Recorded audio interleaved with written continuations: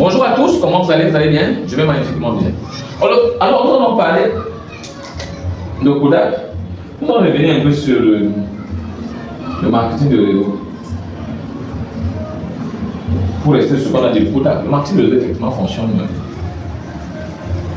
en traditionnel, bouche-oreille qui paye. Nous sommes toujours dans la 20e chronique. Nous parlons du syndrome de Kodak. Nous sommes aujourd'hui dans la 3e capsule. Après avoir fait la présentation, lundi, mardi, nous avons fait effectivement raconter l'histoire de Kodak. En bref, maintenant aujourd'hui, nous allons aussi raconter l'histoire du marketing de réseau.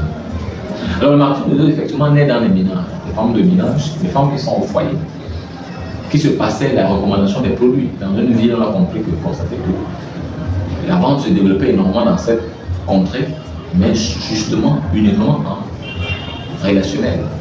J'achète le produit, je me sens bien, je recommande à l'autre dame qui est là, elle commence à se passer l'information et ça développe un chiffre d'affaires, seulement à travers le bouche-oreille. On n'a pas besoin d'autre chose. Et dans cette communauté-là, les femmes ensemble utilisent les mêmes produits, utilisent ces produits-là dans un champ relationnel et après, dans un matin, il y a quelqu'un qui décide d'utiliser ça, de formaliser. Comment on peut payer même ses dents. On peut continuer à le faire avec beaucoup plus de motivation. Voilà comment le fil est pris. Martin Lelo aujourd'hui qui a aussi, on peut dire presque 100 ans, commence à se moderniser ou alors à se formaliser. Et on commence dans les compagnies, commence à se comprendre qu'à un moment donné, ce qu'on appelle marketing de réseau, marketing relationnel est très fort. Très très fort. Effectivement. Parce qu'il y a une étude qui démontre que un produit ou un service qui est recommandé par une personne que vous connaissez a 5 fois plus de chances d'être vendu. Donc qu'est-ce qu'il faut faire? Il faut s'approcher au marketing de réseau.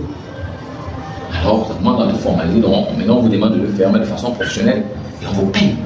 On met en avant le bouche-oreille. On met dans la liste de 100 noms.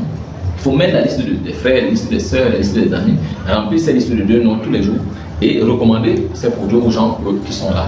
Et ainsi de suite, voilà comment ça se passe, le produit se vend, le produit se vend, le produit se vend. Maintenant, avec la modernisation, on a compris que seulement cette partie-là, effectivement, les gens peuvent être accrochés au produit, mais être accrochés au produit ne suffit pas.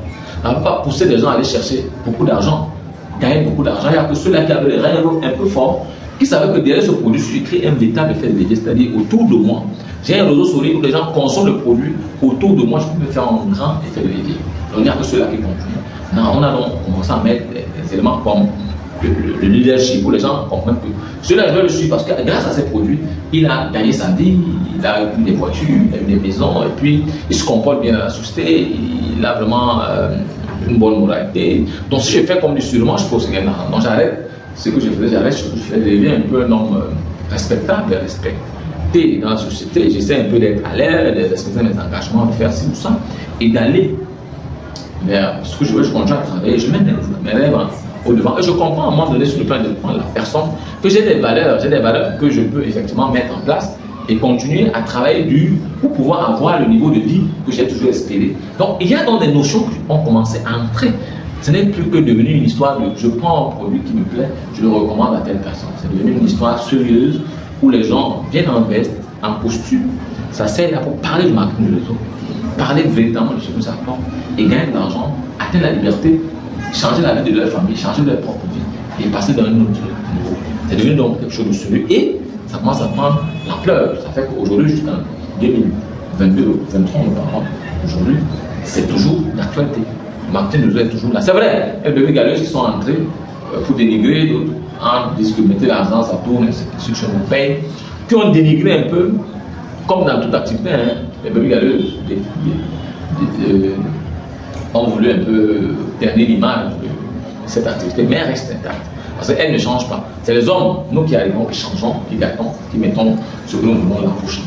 Alors, l'activité est toujours traditionnelle, c'est-à-dire, on nous dit, il faut, quand vous prenez votre pack, écrivez vos listes de 100 noms, ouvrez votre bouche, parlez aux gens à tout moment, pour les intéresser à votre activité et amener-les à comprendre et à faire la même chose que vous, jusqu'à ce qu'on avance.